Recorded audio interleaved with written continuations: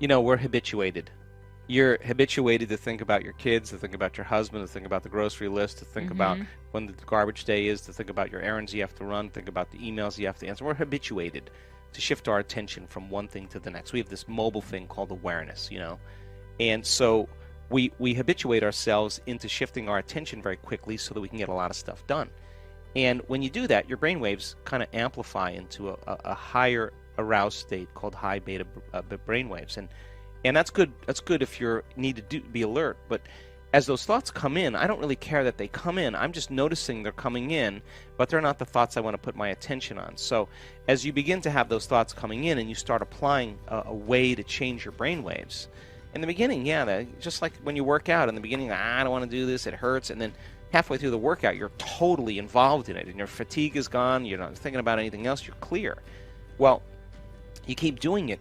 Our research shows that, and we just had a group of scientists study a bunch of our brain scans in Bond University in Australia, thousands and thousands of brain scans. She called me up and she said, we have never seen a community of people have the ability to change their brain waves so quickly. Like 4 seconds, 5 seconds, 9 seconds.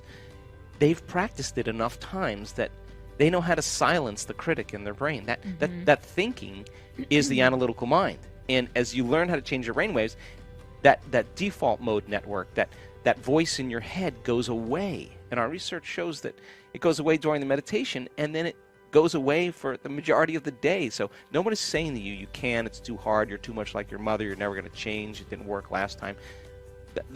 That's silenced in the brain. So it's not so much that you have to try to get those thoughts out of there.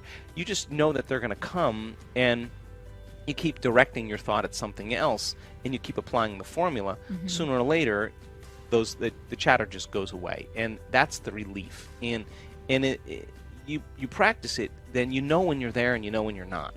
And so when I do my inner work, the most important thing for me is to settle into that present moment, because when there's significant biological changes that are taking place in the brain and the heart, sometimes you feel so amazing you don't want anything any longer. You feel like you have everything, and that's what I call the natural state of being. There's coherence, high level of order in the brain. The brain is synchronized, it's orderly. The heart is synchronized, it's orderly, it's driving new energy to the brain. Once energy moves into the heart, our research as well as other research shows that it amplifies energy into the brain. Now you have a different awareness. You know, you're feeling differently, you're thinking differently, because you're at a different level of consciousness. So getting to that point where you're self-regulated, you no longer live in lack, you no longer live in separation. In fact, you're no longer needing anything out there to bring you joy or happiness. It's actually coming from within.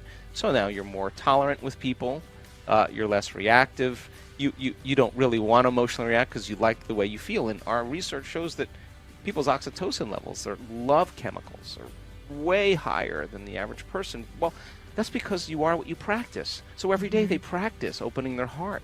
In survival, in stress, not a time to open your heart, right? It's time to run, fight, or hide. Yeah. So we close that down. We stop trusting that, and we stop trusting ourselves, and no energy is in there. And so, of course, there's all kinds of health conditions that are a result of that. So then you practice opening your heart every day, and you say, I'm not getting up till I feel like I'm in love with life.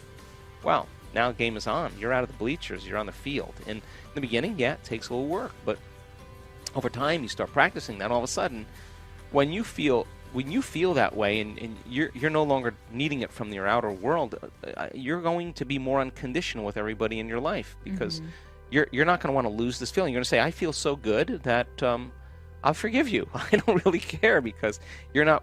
Nothing's worth losing this feeling. And so people work for it, and they covet it, and they learn how to maintain it. And it's not just about doing the meditation and then getting up and getting on the freeway and flipping people off or judging your coworker the next moment. You're doing that meditation to change your state of being, and then your job is to maintain that modified state of mind and body your entire day. And when you do, get ready. Something unusual, something different, some synchronicity, some coincidence, some opportunity is going to show up in your world. That's the law. And then all of a sudden you start believing you're more of the creator of your life and less of the victim of your life. Because victimization is like, why are you unhappy? Oh, because of this person or that thing. And what you're really saying from a biological standpoint is something out there. I'm allowing something out there to control how I feel and how I think, and that's a victim. So when you start to see how you think and how you feel begins to produce an effect in your life, you start believing less that you're a victim and more that you're the creator of your life. And that's when people start getting empowered, and they say, wow, I didn't do anything. It just kind of came to me, of course, because nobody changes until they change their energy. When you change your energy, you change your life, and changing your state of being with a clear intention and an elevated emotion is producing a very dramatic change in the field. And your job is to be able to maintain it independent of the conditions in your environment, independent of the chemical, emotional, habitual needs in your body, and independent of time. And being able to do that for an extended period of time, you start to see the universe start to give you feedback.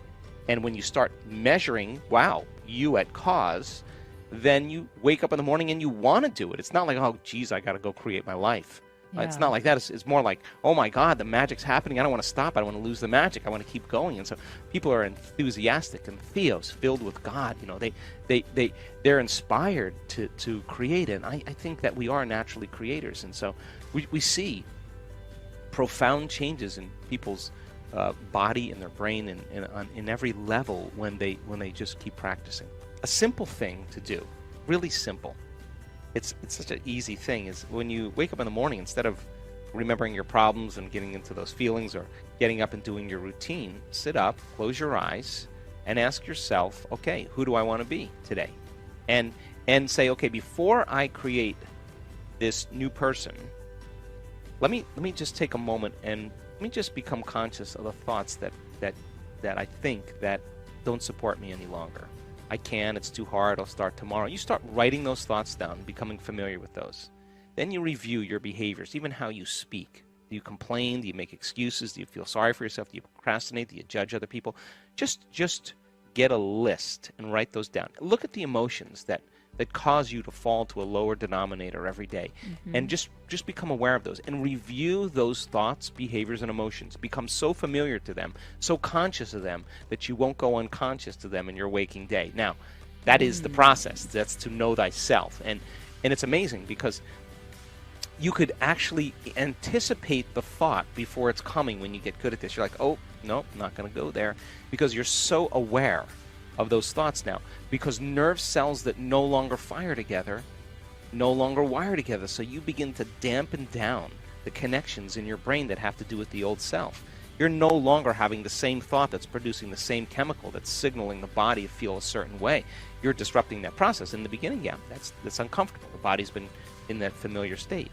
Then if you say, okay, what thoughts do I want to fire and wire in my brain? And you have those thoughts and put all of your attention behind them. What behaviors? How am I going to be with my husband? How am I going to be at work? How am I going to be on the phone today? Who am I going to make a difference with? And start to review. Just review. Think about and plan who you're going to be. You can't control, anybody is free will, but what you can control or regulate is who you're going to be. So then you say, okay, what emotions am I going to live by the entire day? Let the test begin. That no person, no thing is going to steal my joy today. I'm not going to mismanage my attention and lose the love that I feel now. And you start working on those emotional states and just say, I'm not getting up until I feel that feeling. Now, that little small exercise of just deciding who you no longer want to be and reviewing who you do want to be takes 20 minutes. And you get up and you feel better. And your body begins to make a whole different set of chemicals, the whole pharmacy of chemicals that really start to make you see reality differently. We don't see things how they are, we see things how we are. So when you change who you are, you're going to get a broader spectrum of the way the world really is. And look, people who are unhappy with themselves are unhappy with everybody. People who hate other people, they hate themselves. People who judge other people, they're always judging themselves. People who love themselves love other people. People who are happy with themselves are